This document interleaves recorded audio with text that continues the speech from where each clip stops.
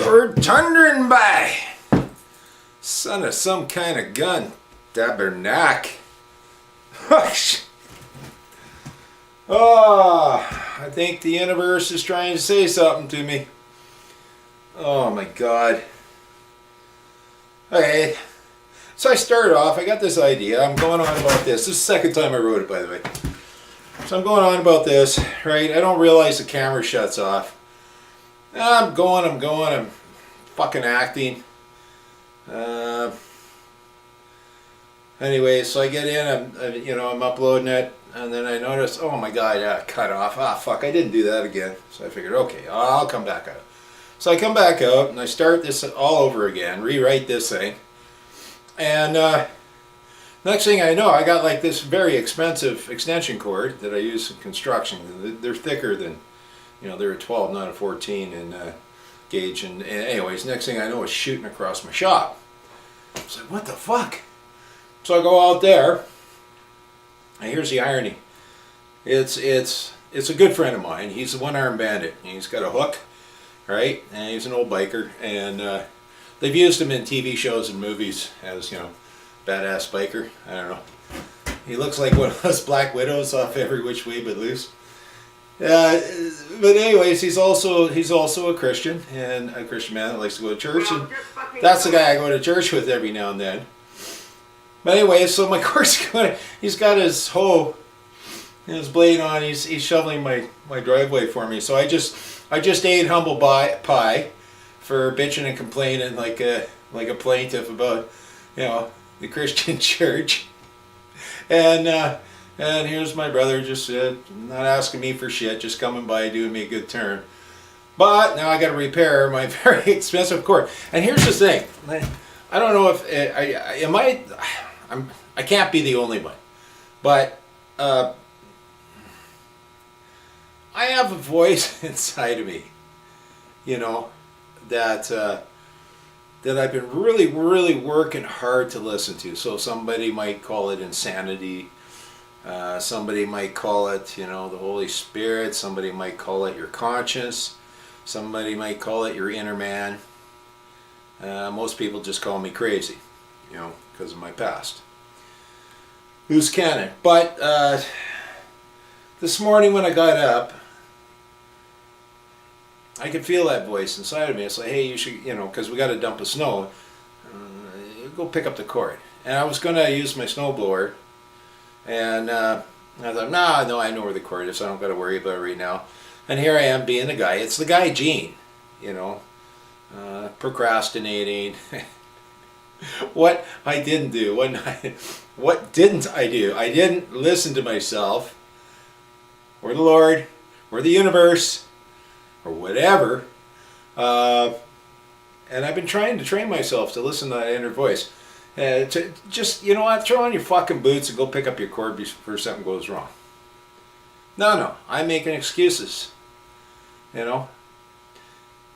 Geez, I hope I'm not the only one that has that inner voice. So anyways, now I got to repair a very expensive, pristine cord that I need, and I'm eating humble pie because here I am hacking on the Christian church, and here's my brother doing a fucking kind act for me. Okay, I'm eating it. All right. Please forgive me. Please forgive me. All right. So, all right. So, hey. So, I'll just get back to this here. So, now, when I brought this up on the net, because it did bother me that, I'm misquoting. It was a very vague, thing I was doing about this scripture, about this written word here, and so it did bother me and stuff. So I just wanted to go over it and stuff, and yeah, it's Proverbs, Old Testament, and when I brought it up on the net. Where's that other one?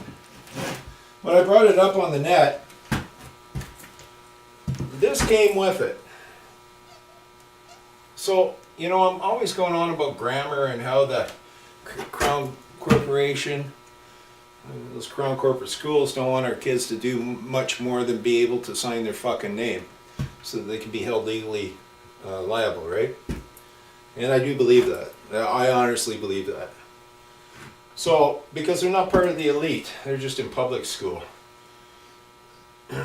So it's a crown corporation that runs on, so that'd be like a public-private partnership, I guess. So we got a public school on public land with the public's kids, and public paid for public servants to teach our kids. And then on the other hand, it's a crown corporation, which is their corporation, not yours. It's not a public corporation, and that identifies as co-parents to our property, which is totally legal, okay? Because they identify as co-parents to our children, all right? And children being a legal term, legally they're correct. Lawfully they're incorrect. And this is why it's so important for, you know, folks to learn how to establish themselves, being able to write their public service, letting them know that there's a man or a woman here, and you don't wish any harm, loss, or injury to come to, you know, I or my property. All right. You know, these guys might think it's funny to write a letter or a notice to a ministry, to a government actor, to a public servant, those of mankind that act for the public good. You may think it's a fucking joke to call your kids property, but it's not a fucking joke. It's not a fucking joke at all. Now, if you wish to have co-parents and you're too fucking lazy to teach your kids right from wrong, manners, how to conduct themselves within the public, how to become critical thinkers, fine. You just go ahead and you just be Antifa. I mean, whatever it is you fucking believe. But those of you that wish to stand on your inalienable, your fundamental, your inherent right as a man or a woman on this fucking land, and learn to deal with those who act as public servants in a proper manner, then you better start calling those kids your fucking property. Alright, so now I want you to take a look at the grammar here. Now this is the grammar that how it was written in the Authorized King James. Okay? Now, if thine enemy be hungry, pause. So that's a sentence in itself. Okay? Okay, if thine enemy be hungry, give him bread to eat. Now, this is not just a longer pause, it's also a pause, and then now you're going to continue with the same thought process. So we're pausing, but we're going to continue with the same thought process in the same subject matter, right? So, and if he be thirsty, pause, give him water to drink. Okay, so you're not giving him poison. It doesn't say give him poison. It doesn't say to give him rotten food. It doesn't say to be mean.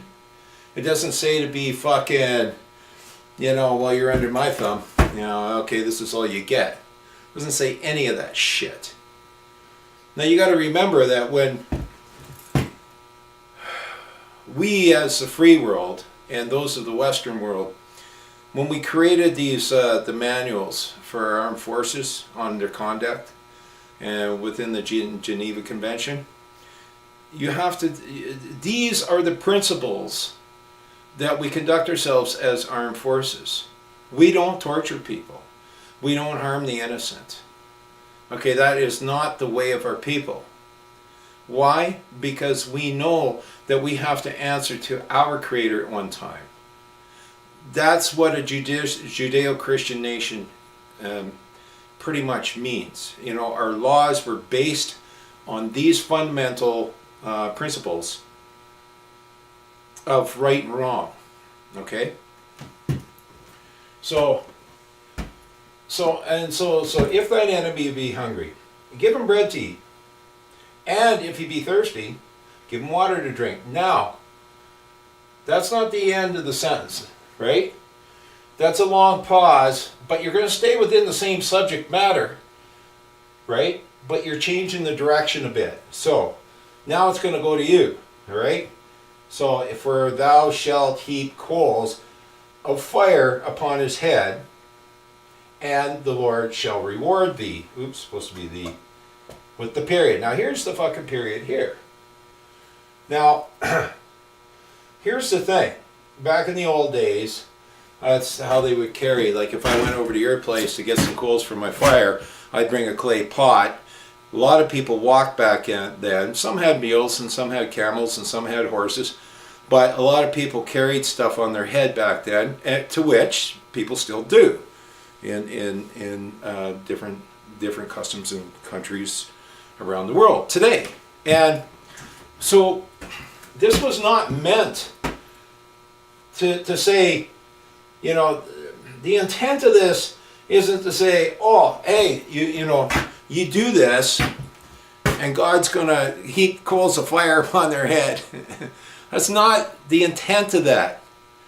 You have to take a look at history. I mean, I wish that every Christian church taught history, both secular and biblical, when they held church. What made me fall in love with the good book was, well, let's say after a number of years of being abused by the so-called good people of the Christian church, when I first went on, I first went on a mission to find out who God was, or to find out who Jesus was, right? I think I was probably around 24 at the time. And so, you know, I rode my chopper home. I used to put my tool belt in my saddlebags and you know, ride to work and building houses and whatever. But anyways, I used to pass this church all the time going home after work. So I figured, geez, you know, I'll go into this church and I guess I'll go find out who Jesus is. And I mean, I grew up in the basic secular. My old man was armed forces. He was a mean cunt. You know, no easy man to live under. Good thing he was only home every 2 weeks. But you know, I would have preferred to have a relationship with him. You know, like you know, a father-son relationship rather than just getting beaten and told how to fucking man up all the time. But anyways, you know, so there was Christmas and there was Easter. I mean, it was all secular, you know. I had no understanding of any of this shit. So he's also the one that later in life, when because I left home early and then later in life we kind of rekindled our relationship. After I started having, you know, after my disabled son was born, Jordan, and he had a bunch of heart attacks, so we figured maybe we'd just put shit aside and maybe start, you know, anew. So I'm going home, I see this church, so I figured it was a Wednesday or something. I figured, oh, I see some cars out there. So I went home, dropped off my tool belt and stuff, washed up, and I rode over to the church. Now my motorcycle, a lot of times in my life, has been my main ride. I mean, you know, if it comes down to insuring my truck or insuring my bike, well, I'm insuring my bike, man. Anyways, so I ride over to this church. I go in and there's the main thing where the Sunday pews are and stuff, and there's nobody there, but I hear voices this way, so I go walking down the hall, you know, and I look in the room, and it was a pretty long room. There was one seat in the very fucking back. So I'm like, oh, all right, well, whatever. So I go walking through there. Now, as I was walking down the hall, I was listening, and the guy was talking about, I guess they were doing a Bible study about Moses or something, and I just remember the Moses part. And I walk in, I go in the room, everybody's staring at me. So I walk to the back of the room. Not my favorite seat because there was no back door to escape out of, you know. But at least my back was to the wall. But anyways, the guy totally changed the subject and he started talking about why do men wear earrings and ponytails. And, you know, I'm sitting there going, yeah, okay, pal. Yeah, all right. So that was my very first thing. So, you know, anyways, you know, you're going through these pseudo-spiritual do-gooder places, you know, and I was on a quest. I wanted to find out who Jesus was. And my old man introduced me to a man out of Chicago. His name was Win Worley. He was an independent Baptist preacher, pastor actually, and preacher. He's a hell of a good preacher. But this man was a World War II vet, all right, and he also, that's seen action. He also had history in secular and biblical.